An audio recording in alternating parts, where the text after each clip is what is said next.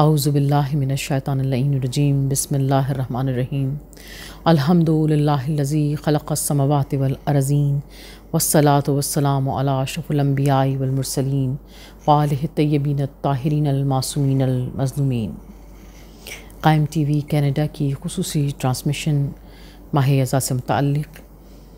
اس میں پروگرام شریکت الحسین کے ساتھ میں ہوں ذاکرہ شہلا عباس۔ ناظرین کرام، ہم شہزادی زینب سلام اللہ علیہا کی شخصیت کے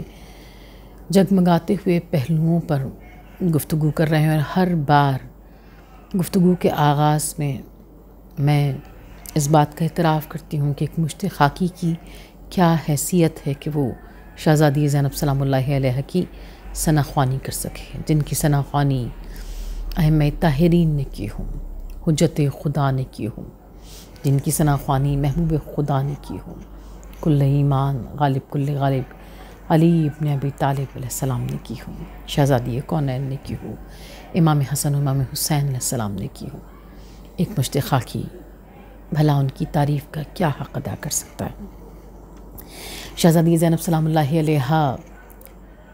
شریکت الحسین ہیں، اور شریکت الحسین لقب کو سمجھنے کے لیے جب ہم امام حسین اسلام کی عظمت کو سمجھنا چاہتے ہیں تو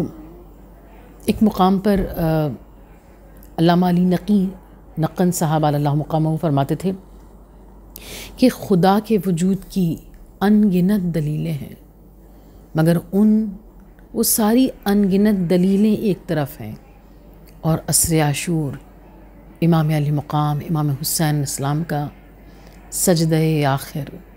اطمینان قلب کے ساتھ وہ آخری سجدہ، وہ خدا کے وجود کی سب سے بڑی اور سب سے بین دلیل ہے، اور وہ جو نفس مطمئنہ ہے جس سے خدا راضی ہے اور وہ خدا سے راضی ہے، اس نفس مطمئنہ نے آخری وقت میں اپنے وصایا اور اسرار و رموز جس ہستی کو بخشے ہیں وہ شہزادی زینب سلام اللہ علیہا ہیں۔ اور شہزادی زینب سلام اللہ علیہا شریکت الحسین تو اس وقت میں قرار پائی ہیں جب بی بی نے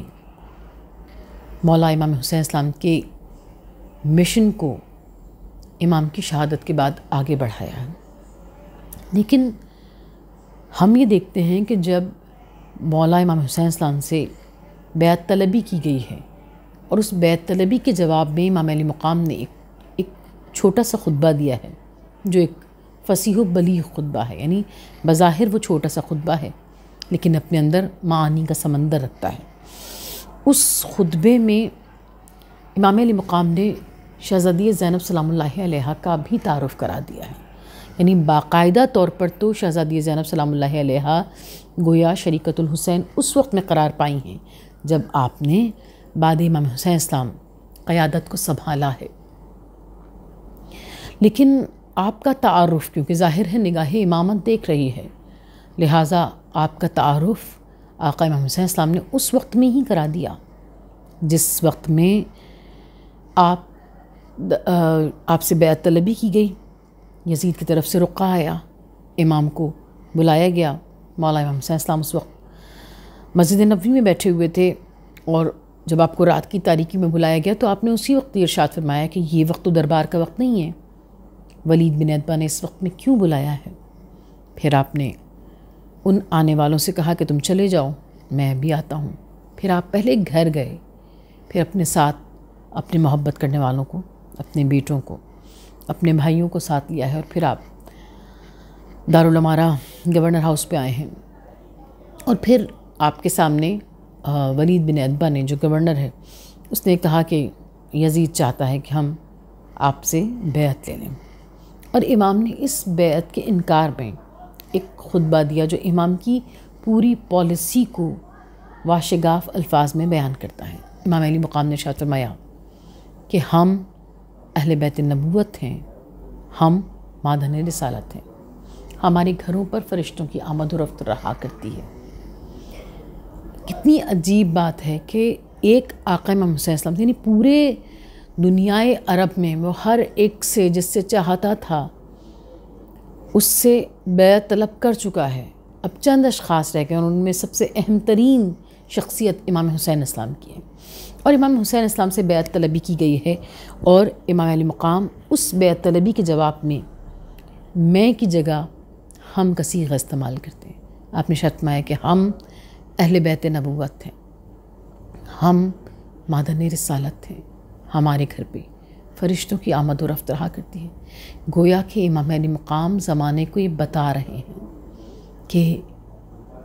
یزید کیا سمجھتا ہے کہ وہ حسین ابن علی کو قتل کر دے گا. تو جو حسین کا موقف ہے، جو حسین کی محبت ہے دین خدا سے،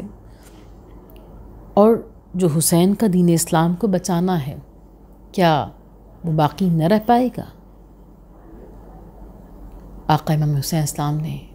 میں کی جگہ ہم کا لفظ استعمال کر کے گویا سارے زمانے پر منکشف کر دیا کہ یزید حسین ابن علی کو قتل کر سکتا ہے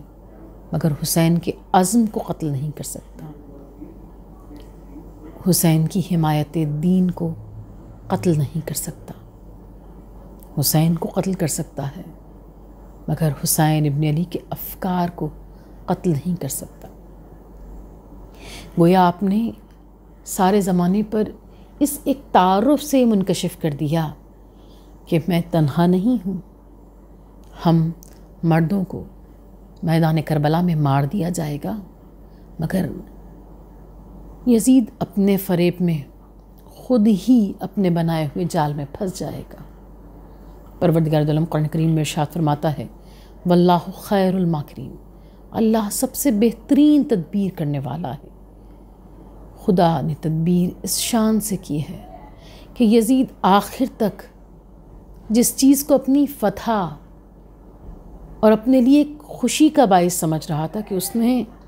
اہل بیت نبوت، اہل بیت اطہار کو جو قید کیا ہے اور انہیں در در پھرایا ہے، یہ اس کے لیے خوشی کا مقام تھا، ایک فخر کا مقام تھا. لیکن قرآن پاک کی آیت پکار کر کہہ رہی ہے واللہ خیر الماکرین، اللہ سب سے بہترین تدبیر کرنے والا ہے. یہ پیغام ایسے نشر نہ ہو پاتا مگر یزید کے اس ظلم نے کہ امام حسین اسلام کی شہادت کے بعد یہ بیویاں اسیر کی جائیں، در در پھرائی جائیں، پیغام کو عام کر دیا. بے شک پروردگار دو عالم قرآن میں ارشاد فرماتا ہے واللہ خیر الماکرین، اللہ سب سے بہترین تدبیر کرنے والا ہے. نگاہ امامت دیکھ رہی ہے اس جنگ کے آغاز کو بھی اور فتح کے عروج کو بھی. لہٰذا امام ارشاد فرماتے ہیں آپ سے بیعت طلبی کی جاتی ہے اور آپ اس بیعت طلبی کے جواب میں آپ ایک خطبہ ارشاد فرماتے ہیں جس میں آپ کہتے ہیں ہم خاندان نبوت ہیں، ہم مادن رسالت ہیں، ہمارے گھروں پر فرشتوں کی آمد و رفت رہا کرتی ہے. اور یزید، پھر آپ نے یزید کا کردار بیان کیا. یزید وہ ہے جو فاسق ہے، فاجر ہے، علی اعلان گناہ کرتا ہے، خدا کے بتائے ہوئے حلال کو حرام اور خدا کے بتائے ہوئے حرام کو حلال قرار دیتا ہے. پھر آپ نے ارشاد فرمایا کہ مجھ جیسا یزید جیسے کی بیعت نہیں کر سکتا. پھر آپ نے ارشاد فرمایا کہ اب ہم اور تم دونوں آنے والے وقت کا انتظار کرتے ہیں اور دیکھتے ہیں کہ کون فاتح قرار پایا. اللہ اکبر. امام نے چند الفاظ میں پوری کربلا کی تاریخ کو گویا سمیٹ کر رکھ دیا. ان ہستیوں کا تعارف بھی کرا دیا جو امام کے بعد امام کے موقف کو، امام کے عزم کو لے کر آگے بڑھیں گے. یزید کو بے نقاب بھی کر دیا اور اپنی فتح کا اعلان بھی کر دیا. اور پھر شہزادی زینب سلام اللہ علیہا کا یہ تعارف کرانے کے بعد کہ بی بی کے لیے آپ نے فرمایا کہ ہم وہ ہیں جن کے گھروں پر فرشتوں کی آمد و رفت رہا کرتی ہے، ہم اہل بیت نبوت ہیں، ہم مادن رسالت ہیں. اس سب کے بعد آپ شہزادی زینب سلام اللہ علیہ کو اپنا شریک کار امامت اس طرح بنائے ہوئے ہیں. یعنی یوں تو اگر ہم شہزادی زینب سلام اللہ علیہ کی سوانح کو دیکھتے ہیں تو نظر آتا ہے کہ رسول خدا صلی اللہ علیہ وسلم یعنی عالم کمسنی ہے. بی بی ابھی فقط 5 سال کا سن ہے جب شہزادی جب رسول خدا صلی اللہ علیہ وسلم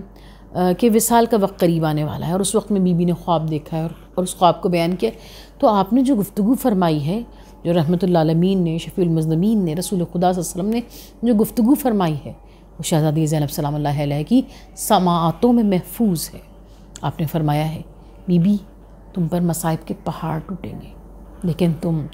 صبر کو اس کی منزل معراج تک لے کر جانا. اور شہزادی رسول خدا صلی اللہ علیہ وسلم کی اس گفتگو کو سنتی ہیں، گو کہ ابھی کم سن ہیں، لیکن ان کے گھر سن و سال کی تو کوئی قید نہیں. خود مولا امیر المومنین علیہ السلام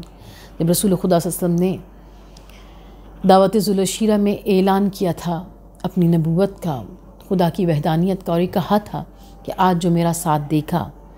آج جو اس پیغام کو نشر کرنے میں میرا ساتھ دے گا، جو آج میری آواز پر لبیک کہے گا، کل وہ میرا وزیر ہوگا. تو مولا امیر المومنین علیہ السلام کی عمر مبارک 9-10 سال بتائی جاتی ہے، اور اس وقت میں مولا کائنات علی ابن ابی طالب اپنے مقام سے کھڑے ہوئے اور آپ نے فرمایا تھا کہ یا رسول اللہ، گو کہ یعنی وہ پہلی ہستی جس نے اتنے لوگوں کے درمیان کیا اچھا اوہو بالکل ذہن میں نہیں رہا، میں اپنے پڑھنے میں محو رہی.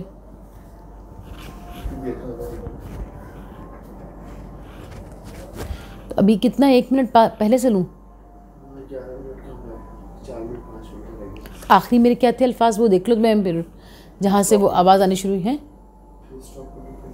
اسٹاپ نہیں کروں. اچھا مولا امیر المومنین اسلام سے ہی کرتی پڑھا.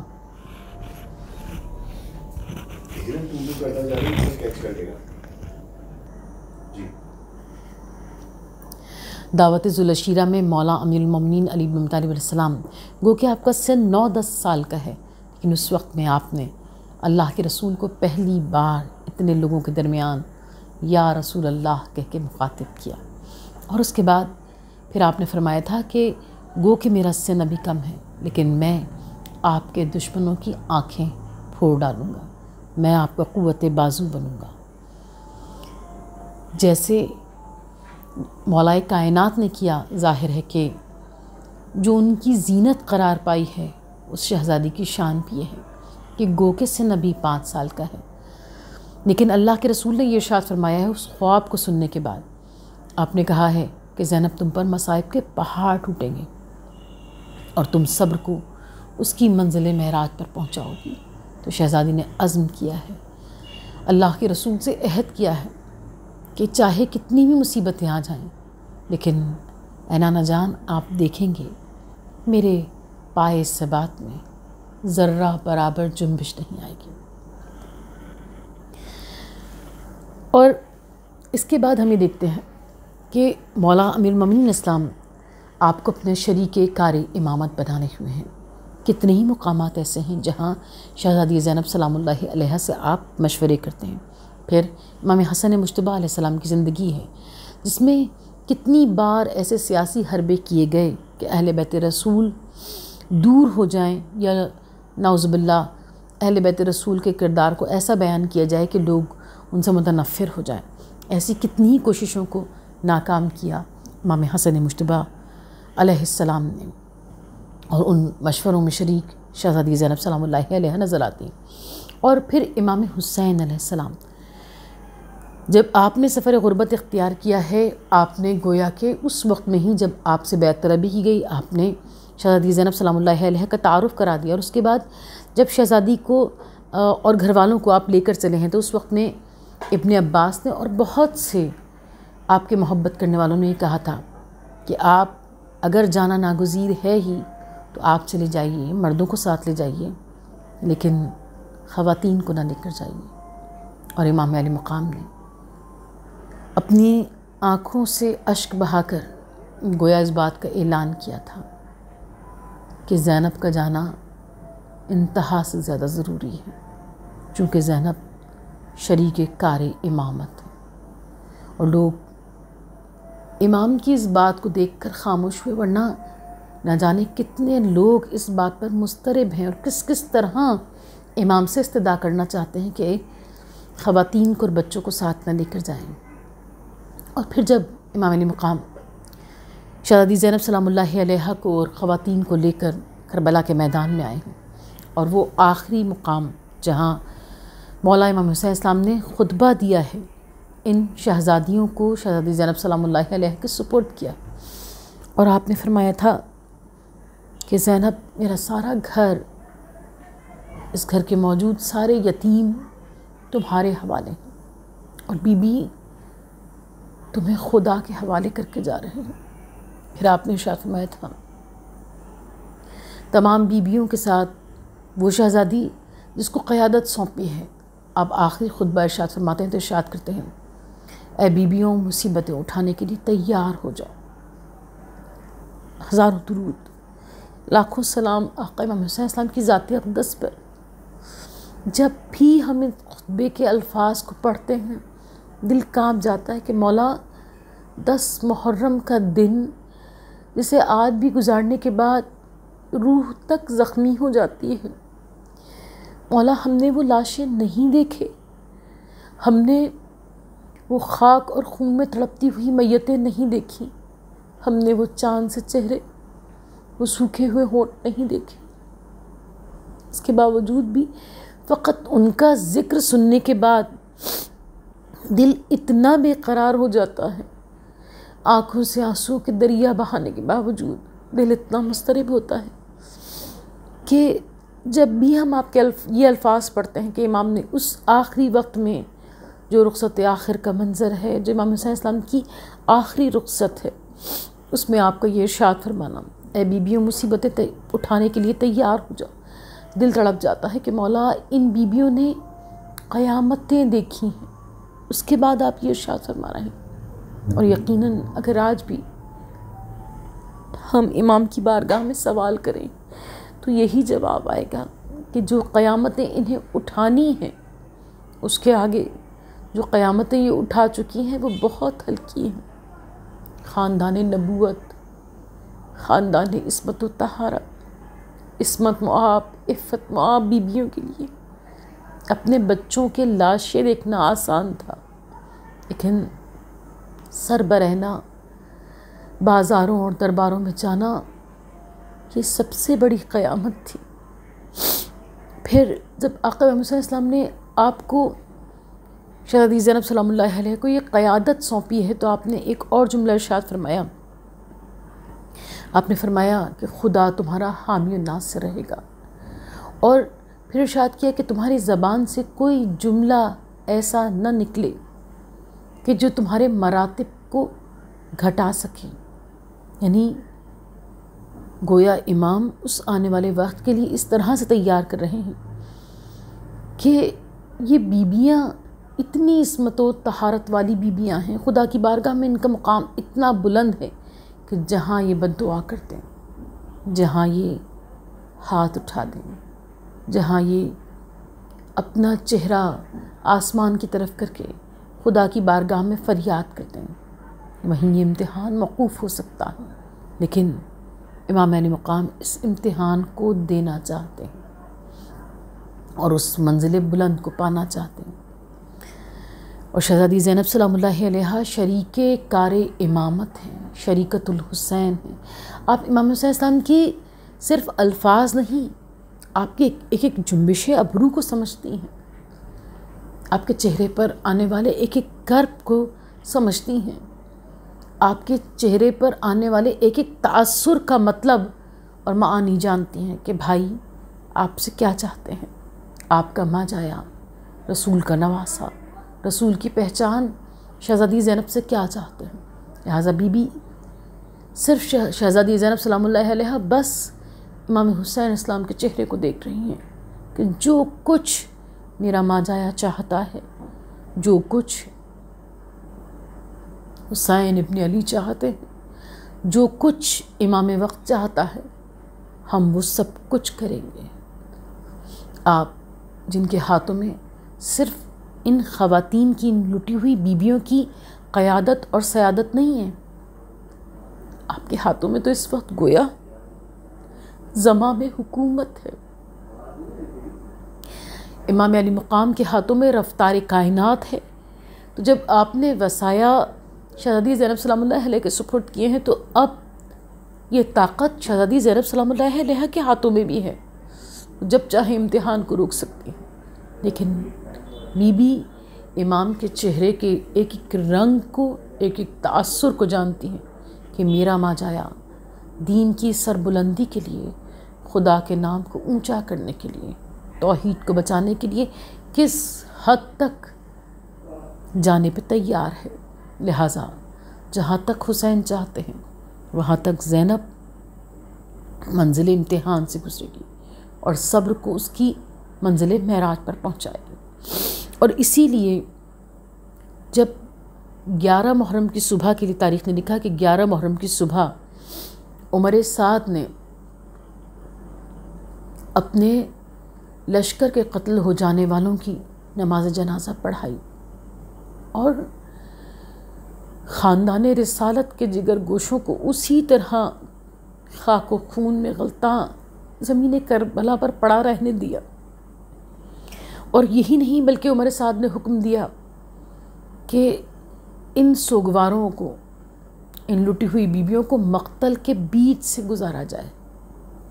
تاکہ ان کے حوصلے پست ہو جائیں۔ لعین ابن لعین نہیں جانتے کہ یہ خاندان نبوت کے چراغ ہیں، خاندان عصمت و طہارت کے چراغ ہیں۔ ان کے حوصلے کسی بھی امتحان میں ذرہ برابر پست نہیں ہو سکتے، تو ہر امتحان میں صبر کو اس کی منزل معراج دکھاتے ہیں۔ اور شریکت الحسین شہزادی زینب سلام اللہ علیہ کا مرتبہ تو اتنا بلند ہے کہ امام زین العابدین علیہ السلام جو امام وقت ہیں، امام ابن امام ہیں، آپ شہزادی زینب سلام اللہ علیہ کی تعریفیں بیان کرتے ہوئے، ثناخوانی کرتے ہوئے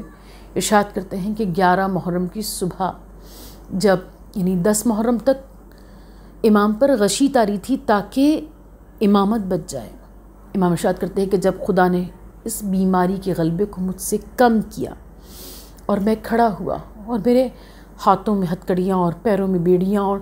میرے سارے بدن کو زنجیروں میں مسلسل کیا گیا اور پھر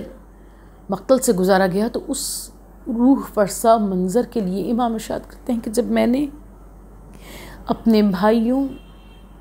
اپنے بابا، اپنے چچاؤں، اپنے بابا کے انصار و اقربا کے لاشیں خاک و خون میں غلطاں بے سر لاشیں پڑے ہوئے دیکھے، امام نے ارشاد فرمایا کہ مجھ پر غم کی ایسی کیفیت طاری ہوئی کہ قریب تھا کہ میری روح قفس انصری سے پرواز کر جائے، قریب تھا کہ میری روح میرے جسم کا ساتھ چھوڑ دے۔ مگر ایسے عالم میں میری پھوپھی شریکت الحسین شہزادی زینب سلام اللہ علیہ نے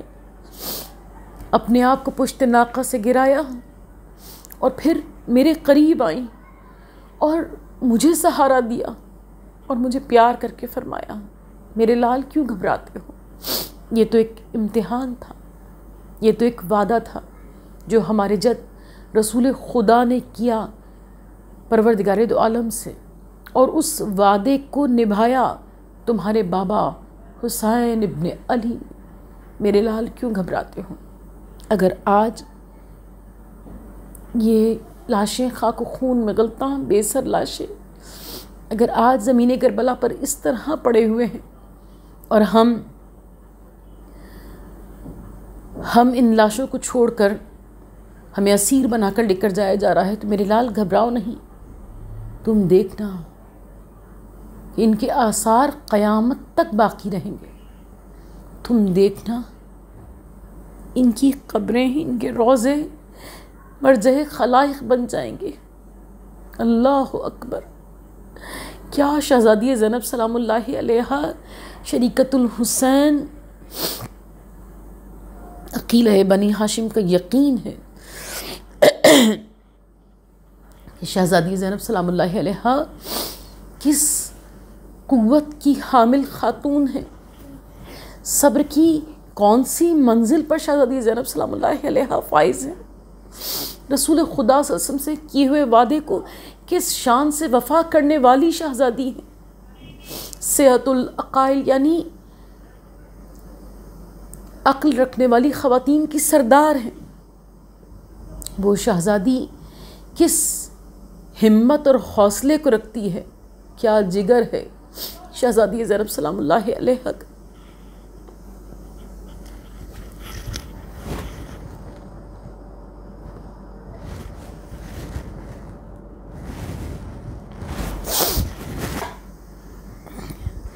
کیا حوصلہ ہے شہزادی زینب سلام اللہ علیہا کا،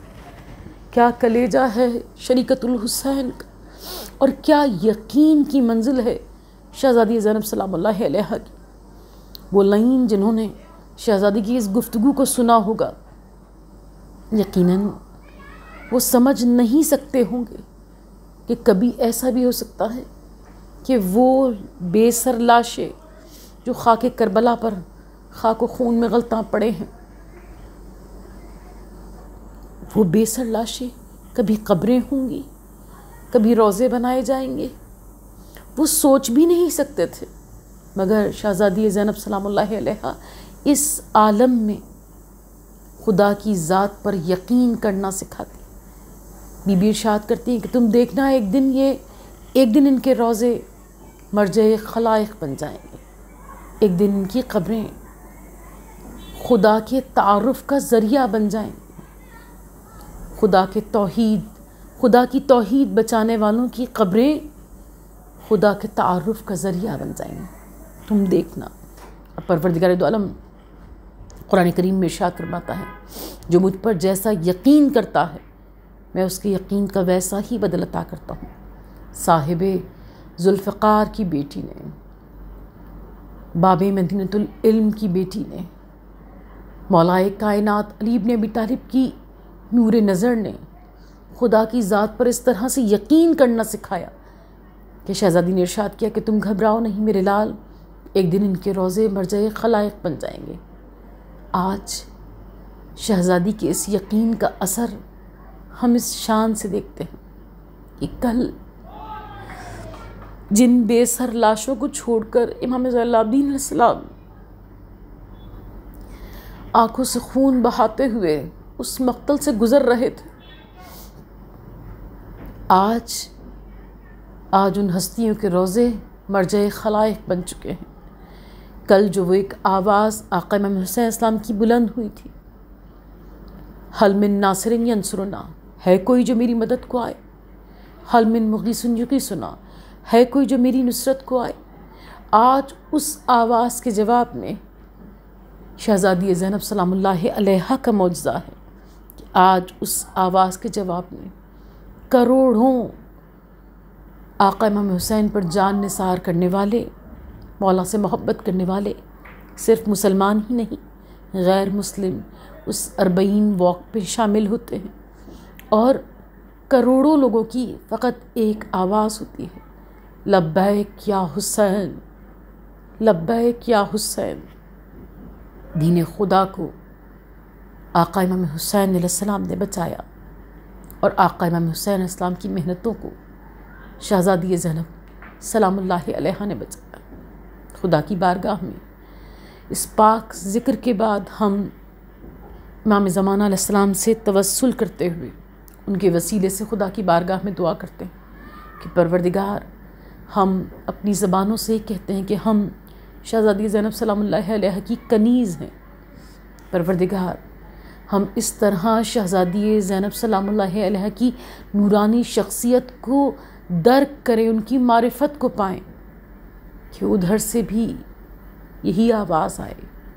ہاں یہ ماتم کرنے والیاں، یہ امام حسین اسلام کا ذکر کرنے والیاں خدا کی کنیز خاص زینب بنت علی کی کنیز ہیں۔